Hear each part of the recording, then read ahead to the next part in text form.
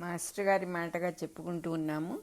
మన recording number ఇది 94 తర్వాత క్షేత్రజ్ఞ విభాగ యోగం అయిన 13th చాప్టర్లో 21వ శ్లోకం నుంచి చెప్పుకోబోతున్నాం. ఇప్పుడు మనం ఇక్కడ ఏం చెప్తున్నారంటే, మూడుగా ఉన్నాయి: సృష్టి చేసేవాడు, చేయబడే సృష్టి జరగటం. ఈ మూడు కూడా ఒక్కదాని నుంచే వస్తున్నాయి. అలా ఒక్కదాని నుంచి మూడుగా దిగి రావటం అనేది దానికి కారణమే ప్రకృతి అంటున్నారు. మామూలుగా మనం కూడా పిల్లలు ఆడుకుంటూ చేస్తారు. ఒక్కొక్క పేపర్ తీసుకొని, కాగితం తీసుకొని ట్రయాంగిల్గా మడత పెట్టామనుకో, మడత పెడితే ఏమవుతుంది? 3 కోణాలు వస్తాయి. ట్రయాంగిల్ అని ముందే చెప్పుకున్నాం కదా, త్రికోణంగా మడత పెడతాం, 3 కోణాలు వస్తాయి.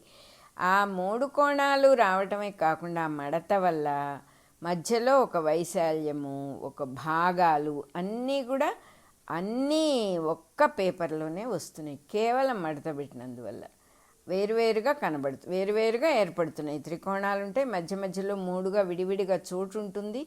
అదేవిధంగా ప్రకృతి కారణంగా ఈ సృష్టికి కారణమైన సృష్టికర్త అంటున్నారు. ప్రకృతిని కారణం చేసుకొని సృష్టికర్త, సృష్టిలో జీవులు, వాళ్ళకి సృష్టికర్తకి మధ్యలో ఉన్న కార్యకారణ సంబంధాలన్నీ అట్లా ఏర్పడుతున్నాయి. ఒక వస్తువే 3గా అయింది అని చెప్తూ ఉన్నారు.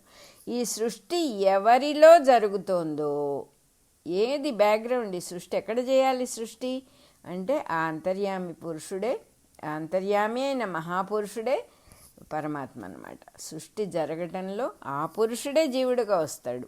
వేరే ఇంకెవరు లేరు రావడానికి, ఉన్నవాడు ఒక్కడే. ప్రకృతి పురుషుడు అనే ఇద్దరి యందు ఈ సృష్టి జరుగుతోంది. సృష్టించువాడు, సృష్టించబడున్నది, సృష్టి అనే పని, కర్త, కర్మ, క్రియ. ఈ మూడు సంబంధాలు ఏర్పడటానికి కారణం ప్రకృతి అంటున్నారు. సృష్టిలో అనుభవానికి హేతువే పురుషుడు. సృష్టిలో ఏదన్నా ఒక అనుభవం జరిగిందంటే దానికి కారణం ఎవరంటే పురుషుడే. ఇంకెవరిని మనం 10 మందిని మనకి మంచికి చెడుకి కారణాలు చెప్పుకోవచ్చు, వాళ్ళందరూ కారణం కాదు. కారణుడు. ఎందుకంటే ఉన్న వస్తువు ఒక్కటి, ఆ వస్తువులో నుంచి అంతా వచ్చినప్పుడు వేరే వాళ్ళు ఎలా కారణం అవుతారు? వేరే వాళ్ళే లేరు, ఉన్నవాడు ఒక్కడే. ఈ పురుషుడే ప్రకృతిలో ఉండి అందులో జరుగుతూ ఉన్న గుణాలని ఆఖరికి అనుభవించేవాడు కూడా ఆయనే అని చెప్తున్నారు. మనమేదో విడిగా ఉండి మనం అనుభవిస్తున్నామని మనం అనుకుంటున్నాం కాదు. అనుకుంటూ ఉన్నాము అనే మాట మనం ఇక్కడ మర్చిపోకూడదు. మనం అన్నీ అనుకుంటూ ఉంటాం, తెలిసినా తెలియకపోయినా. అది కరెక్ట్ కాదు. ఆయనే అనుభవిస్తున్నాడు, ఆ పురుషుడే అనుభవిస్తున్నాడు. ఈ అనుభవాల కోసమే ఆయన ఇన్నిగా అయ్యాడు. ఈ గుణాలన్నీ ఎలా పుడుతున్నాయి అనే దానికి చక్కని ఎగ్జాంపుల్ చెప్తూ ఉన్నారు ఇక్కడ. ఇంత సృష్టి వైభవం, ఈ ప్రకృతి అంతా ఎక్కడి నుంచి వచ్చింది? ఒక్కడే కదా.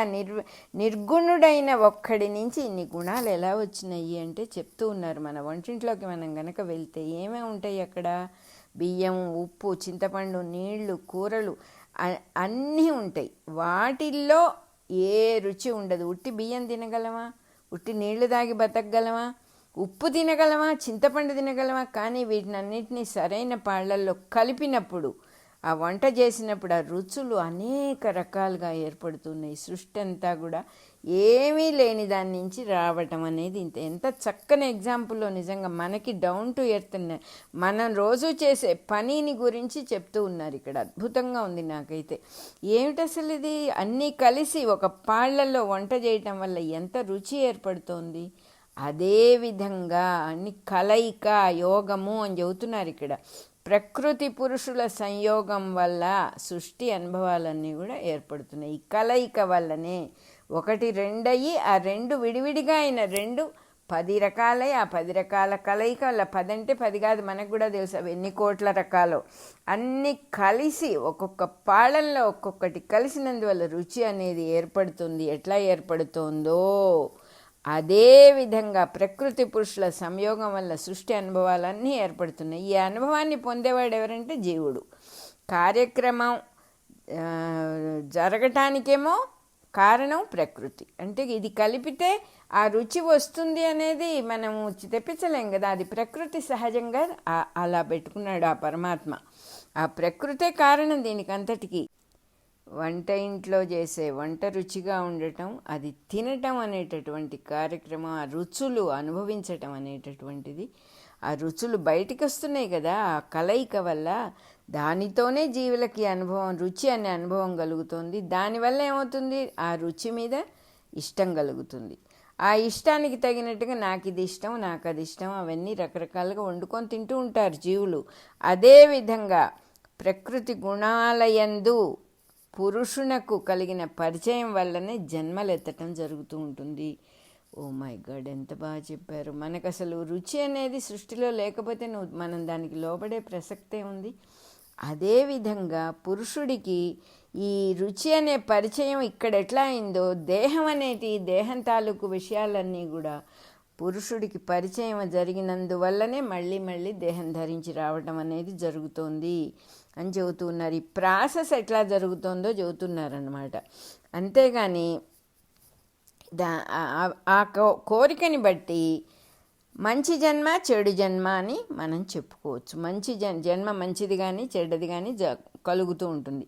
అట్లాంటి అనుభవాన్నిలో ఇష్టపడేవాడు, జన్మల అనుభవాన్ని పొందేవాడు పురుషుడే. అట్లా ఇష్టపడటం, అనుభవాన్ని పొందటం అనే వింతలు చూసేవాడు కూడా అక్కడే హృదయంలోనే ఉన్నాడు. ఏమీ కదలకుండా సాక్షిగా ఉన్నవాడు హృదయంలోనే ఉన్నాడు. అనుభవించేవాడు దేహంలోనే ఉండి అనుభవిస్తూ ఉన్నాడు. అంటే ఒక డ్రెస్ వేసుకొని వచ్చాం, దేహం అనే డ్రెస్ వేసుకొని వచ్చాం, కానీ మనం ఎవరో మనకి లోపలున్నాడు తెలిసినవాడు. కానీ వాడిని మర్చిపోతే కానీ మనం ఈ రుచులన్నీ అనుభవించలేం. కాబట్టి అనుభవం అనేది ఉండాలంటే అసలు వాడిని మర్చిపోవాలి. కాబట్టి అలా పెట్టాడనమాట పరమాత్మ. అసలు వాడు ఉంటాడు లోపల, అనుభవించే దేహం అనే బట్టలు వేసుకున్నవాడు ఉంటాడు, వీడన్నీ అనుభవిస్తూ ఉంటాడు, చూస్తూ ఉంటాడు రంగుటద్దాల్లో నుంచి. ఈ జీవుణ్ణి, ఈ అనుభవించేవాడిని, ఈ వింతలన్నీ చూస్తూ లోపల హృదయంలో ఉన్నటువంటి వాడి పేరు ఈశుడు అన్నమాట. ఈశుడు ఉంటాడు, ఈశ్వరుడు ఉంటాడు, మహేశ్వరుడు పరమాత్మ అని పిలుస్తాం ఆయన్ని. ఆయన ఈ లోపల దేహంలో, ప్రతి దేహంలో కూర్చొని తిష్ట వేసి ఉంటాడు. కూర్చొని అన్నిటినీ సాక్షిగా చూస్తుంటాడు. ఆయన లేకపోతే ఏదీ లేదు.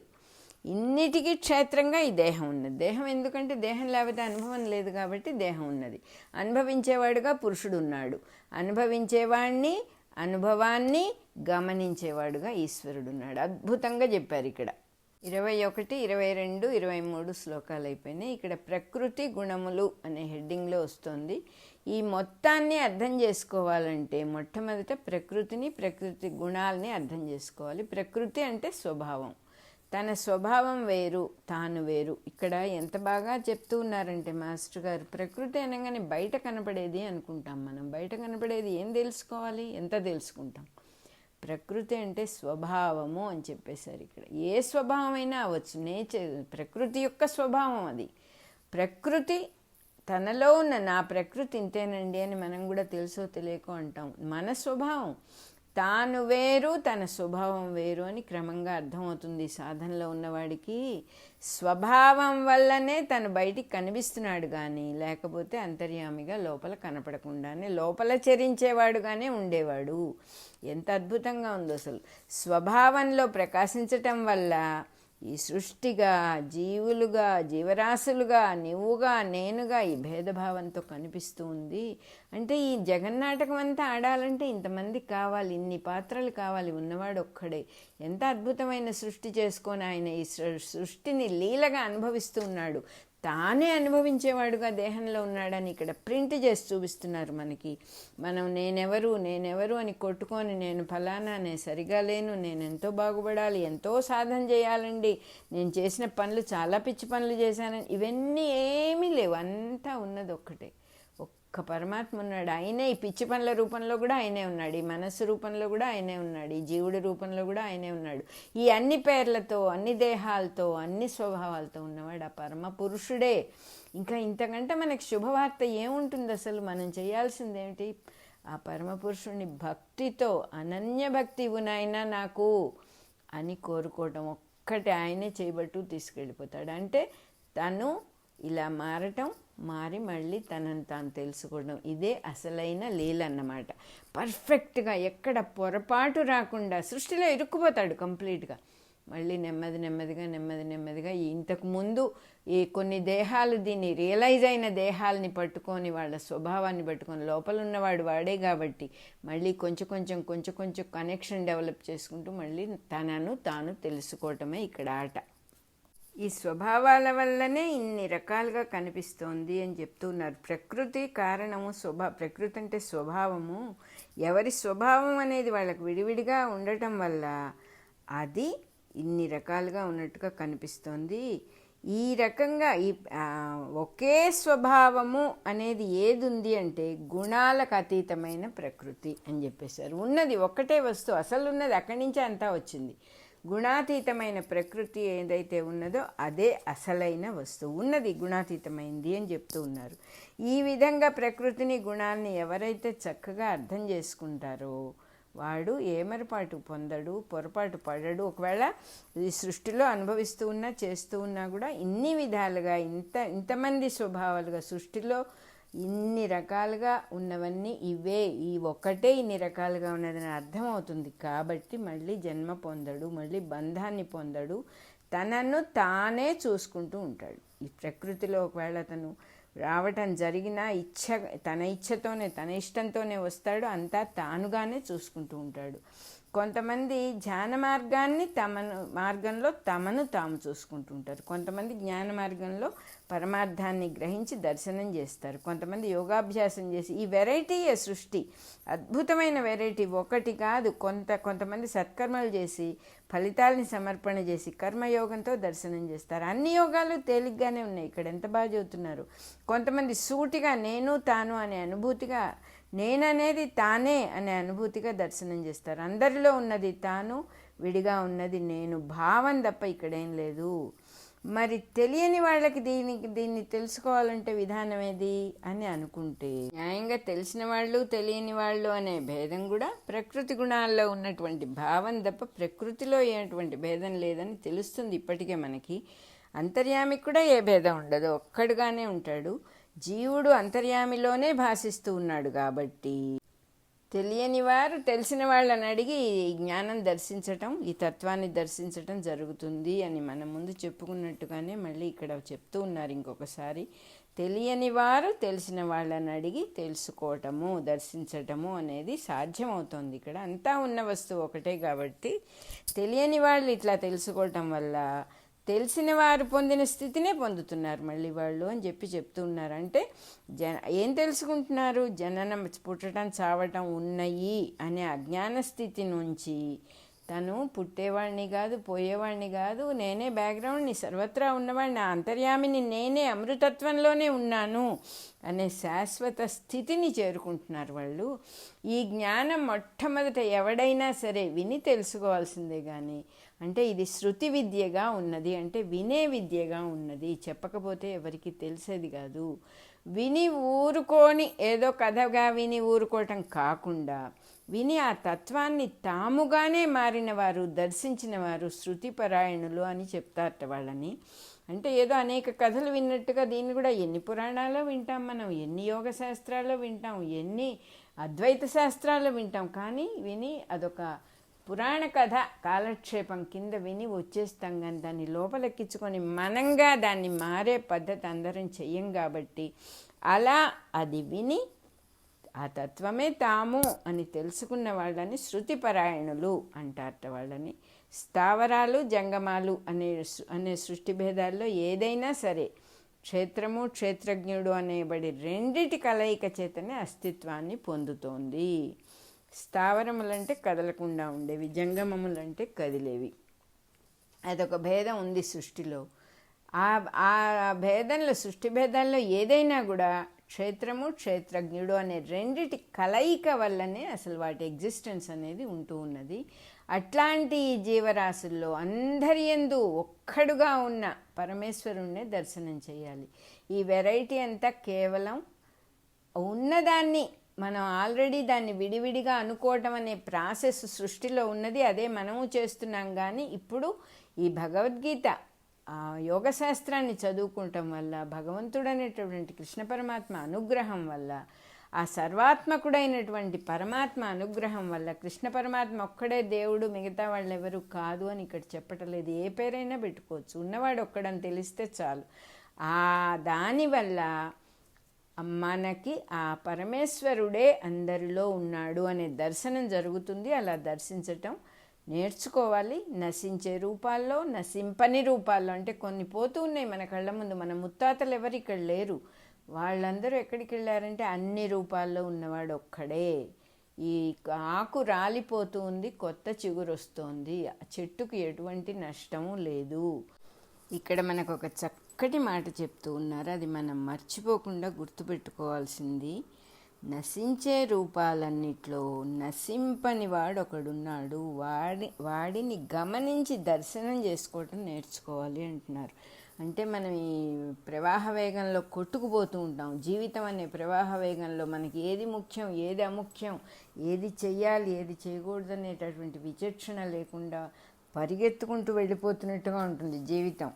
అందువల్ల జాగ్రత్తగా కొంచెం ఆగి, ఇక్కడ ఇంత వెళ్ళిపోతూ ఉంటే బ్యాక్గ్రౌండ్గా ఒకటి ఉన్నది. అదేంటది? పరిగెత్తేదానికి ఒక బ్యాక్గ్రౌండ్ కావాలి కదా, కదిలిపోయేదానికి కదలకుండా ఉన్న వస్తువు ఒకటి కావాలి కదా, అయిపోతూ ఉన్నదానికి అయిపోకుండా ఉండే బ్యాక్గ్రౌండ్ ఒకటి కావాలి కదా, అది ఏమిటి అని చూడటం నేర్చుకోవాలి. నశించే రూపాల్లో నశించని వాడు ఒకడున్నాడు అని గమనించి దర్శించాలి అని చెప్పి ఒక మాట చెప్పారు. చాలా బాగుంది ఇక్కడ.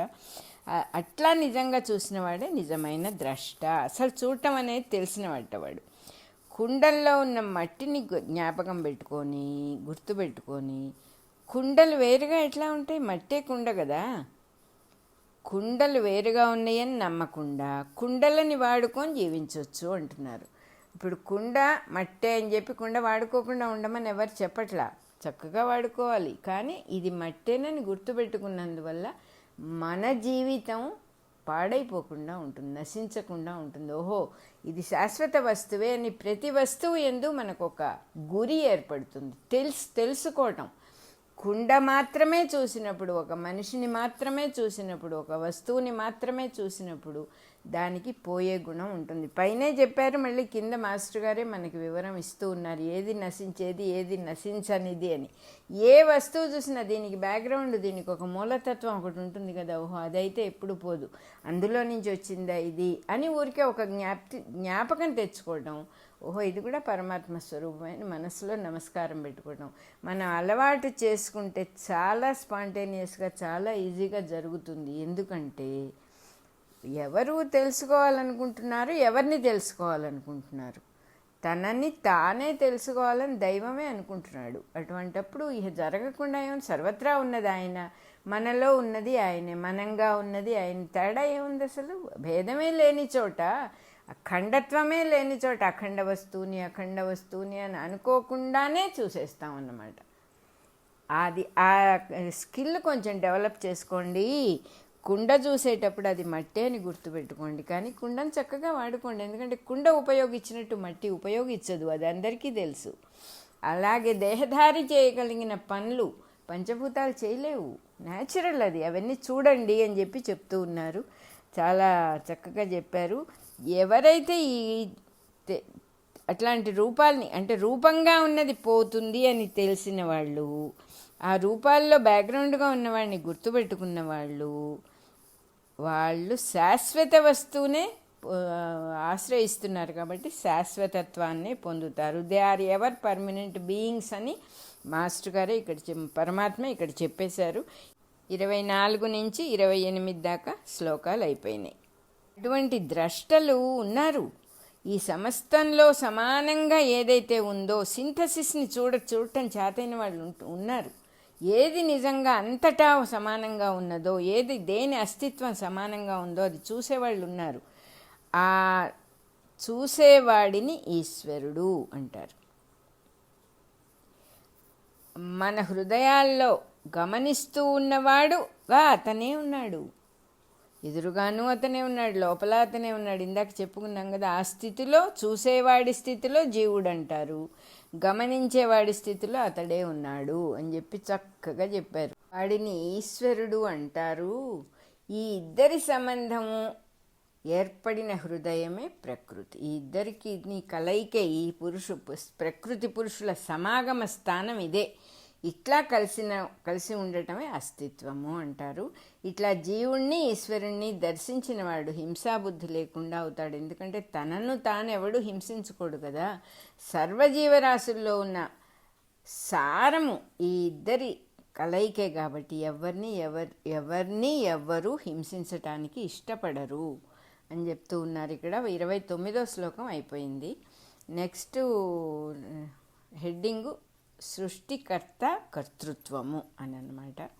ఇక సృష్టిలో జరుగుతున్న కార్యక్రమం అంతా కూడా ఎంతో కార్యక్రమం జరుగుతుంది సృష్టిలో. ఇదంతా ఎవరు చేస్తున్నారు? జీవుడు చేస్తున్నాడా, ఈశ్వరుడు చేస్తున్నాడా? మనం ఎన్ని పనులు చేస్తున్నాం నిద్ర లేచాక? మనం కర్తలమా కాదా? ఈశ్వరుడే కర్త, లేకపోతే మనం చేసే పనులకు ఎవరు కర్త? ఈ ప్రశ్నలన్నీ వస్తాయి మనకి. ప్రకృతి వల్ల ఈ పనులన్నీ జరుగుతున్నాయి, కానీ వాటికి కారణం ఈశ్వరుడు కాదు, జీవుడు కాదు. ఎవడి స్వభావం వల్ల వాడు పనులని కల్పించుకొని చేస్తున్నాడు, తనే చేస్తున్నానని నమ్ముతున్నాడు అని చెప్పేస్తున్నారు ఇక్కడ. మనం ఇందాక చెప్పుకున్నట్టుగా అనుకుంటూ ఉన్నాం నేనే చేస్తున్నాను. ఎందుకంటే అనుకోవటము అనే ప్రాసెస్ లేకపోతే సృష్టి లేదు మనకు అసలు. వీఆర్ కంప్లీట్గా ఈ మాయ నుంచి పక్కనకి వెళ్ళిపోతాం. చాలా సింపుల్. అనుకోకుండా ఉండటము అనేది మనం గనక సాధన చేస్తే ఏం అనుకోం, మెదలకుండా ఉంటాం, చేయాల్సిన పని చేస్తాం. అనుకోం, మనస్సులోకి దేన్ని ఎక్కించుకోం. మొదట్లో కష్టమైనా అందులో రుచి తెలిసిందంటే అది మనం వదలం. అలా ఉన్నప్పుడు ఇంకా మనకి సృష్టి బంధమే లేదు, కర్మ బంధమే లేదు. ఇక్కడ చెబుతూ ఉన్నారు. అందుకని నమ్ముతూ ఉన్నాడు, అనుకుంటూ ఉన్నాడు, తనే చేస్తున్నానని నమ్ముతున్నాడు. అనుకున్నాడు కాబట్టే నమ్ముతున్నాడు. ఎట్లా ఉంటుంది అంటే రైలెక్కి ప్రయాణం చేసేవాడు నేను ప్రయాణం చేస్తున్నానని నమ్ముతాడు. ప్రయాణం చేసేది ఎవరు? రైలు కదా. తనేం ప్రయాణం చేస్తున్నాడు? తను కూర్చున్నాడు అంతే. అలా ఒక మాయలో పడతాడు. అట్లా ఎవడిలో ఉన్న ప్రకృతి వాడికి ఒక ప్రేరణ కలిగిస్తుంది. ఎవడు ఏ పని చెయ్యాలో ఒక ప్రేరణ వస్తుంది, వాడు చెయ్యకుండా ఉండలేడు. ఈ ఒక 2 గంటల సేపు కదలకుండా కూర్చోమంటే, లేదా 10 నిమిషాలు కదలకుండా కూర్చోమంటే కూర్చోలేని వాళ్ళు చాలామంది ఉంటారు. ఎందుకంటే చెయ్యకుండా ఉండలేరు, వాళ్ళ ప్రకృతి అది న్యాచురల్ చెబుతున్నారు ఇక్కడ. ఎవడి ప్రకృతి వాడిలో వాడికి వాడి ఎందు కర్మ ప్రేరణ కలిగిస్తుంది, వాడు పనుల మీదకి నెట్టేస్తుంది వాడిని. మనం కొంతమందిని చూస్తే ఎవరో ఎందుకు నేనే ఏ పని చేయకుండా ఉండలేను, ఏదో ఒకటి చేయాలి, కనీసం చదవాలి, లేకపోతే నిద్రన్నా పోవాలి. ఏ పని చేయకుండా ఊరికే కూర్చోవడం అనేది నా వల్ల సాధ్యం కదా. యోగాభ్యాసం చేయమన్నారే, బ్రీదింగ్ అబ్జర్వ్ చేయమన్నారే, అదే ఇదే అంటే అవదు. మన వల్ల కాని పనుల జోలికి వెళ్ళక్కర్లేదని నాకు అర్థమైంది. అదొక ఘర్షణగా ఉంటుంది అంతే. ఏం కావాలి ఇప్పుడు? అది చేసి దాని నుంచి నీకేదన్నా కావాలా? అది కూడా చెప్పారుగా ఇక్కడ. అవన్నీ నువ్వేమీ కోరి ఏది చేయకూడదు. అందుకని హాయిగా దేవుడిచ్చిన, భగవంతుడిచ్చినటువంటి స్వభావం, భగవంతుడిచ్చినటువంటి ప్రకృతి, దాన్ని నేను ఒప్పుకోకపోవడం ఏంటి? It is okay. ఇప్పుడు నాకున్నదంతా చాలా బాగుంది. ఏం బాగుండలేదు? భగవద్గీత చదువుకోవడం కంటే ఇంకా ఏం అదృష్టం కావాలి నాకు అని మనల్ని మనం సమాధానం పెట్టుకొని ఆగటమే అని నాకు అర్థమైంది. సో ఎవరి తత్వం వాళ్ళకు ఉంటుంది. ఎవరి తత్వాన్ని వాళ్ళు గమనించుకొని చెయ్యగలిగిందే, సాధించగలిగిందే సాధన తప్ప దాన్ని బియాండ్గా చేసేది సాధన కాదు. ఎలాగోలా నేను ఎవరెస్ట్ ఎక్కుదామంటే ఎక్కలేను. It is not possible. నా ప్రకృతిలో, నా స్వభావంలో ఆ ప్రేరణ లేదు. ఎవరికి ఏది ఉన్నదో తమను తాము గమనించుకొని ఆ ద్వారా చక్కగా అన్ని మెట్లు ఎక్కొచ్చు. అందులో ఎటువంటి సందేహం లేదు. ఈ భగవద్గీత ముందు నుంచి కూడా అది అంతర్లీనంగా చెప్పబడుతూనే ఉంది. ఎవరి స్వభావం ప్రకారం ఎవరికి ఏది సమ్మతం ఆ దోవలో వెళ్తూ అసలు విషయాన్ని మర్చిపోకుండా ఉండాలనేది చెప్తూనే ఉన్నారు. ఈ ప్రతి పని చేయటం లోపల నుంచి వచ్చే ప్రేరణ గమనించుకోకుండా నేను చేస్తున్నానని అనుకుంటాడు. ఆ లోపల నుంచి నాకెవరి బుద్ధి పుట్టిస్తున్నారు, ఎవరు నన్ను ఇటువైపు నెట్టారు? ఒక పని మీద వెళ్తూ ఉంటాం, సడన్గా లెఫ్టో రైటో తిరిగేస్తాం. ఎందువల్ల? ఏదో ఒక దానివల్ల ఏదో ఒక ఉపయోగం జరుగుతుంది, లేకపోతే ఒక నష్టం జరుగుతుంది. అది జరగవలసి ఉంది కాబట్టి ఇది జరిగింది అని మనకు అర్థం కావాలి. మనం కర్తలం కాదని అర్థం కావాలి. అది అయ్యో పొరపాటు చేశానే. మా కోడలు ఎప్పుడన్నా అనేది అయ్యో పొరపాటు అయిపోయింది అత్తయ్య గారు అంటే, అవునా నువ్వేమ్మా చేసింది, పొరపాటు చేసావా అనేదాన్ని. అవును అనేది. మళ్ళీ ఒకసారి చేయి తల్లి అనేదాన్ని. నువ్వేగా ఇందాక చేసింది, ఇప్పుడు చేయటానికి ఏంటి? నువ్వే చేసిన దానివి నువ్వైతే మళ్ళీ చేయొచ్చు కదా. చేయలేము. పొరపాటు కూడా మనం చెయ్యం. ఎంత ధైర్యం ఇస్తాయో ఈ శాస్త్రాలు మనకి, జరుగుతాయి అవన్నీ కూడా. అది మన ప్రపంచంలో ఉన్నటువంటి సిద్ధాంతాలని వేదాంతంతో ముడిపెడదామని చూస్తే అది ఇలా చెప్పారు కదండి, చెబుతారు. ప్రాపంచికంగా అనేక మంది అనేక విషయాలు చెబుతారు. నువ్వు పట్టుకున్న తాడేమిటి? నువ్వు పట్టుకున్నది సాక్షాత్తు పరమాత్మ పాదాలు. నమ్ముకొని వెళ్ళిపో, ఏమవదు అసలు నీకు.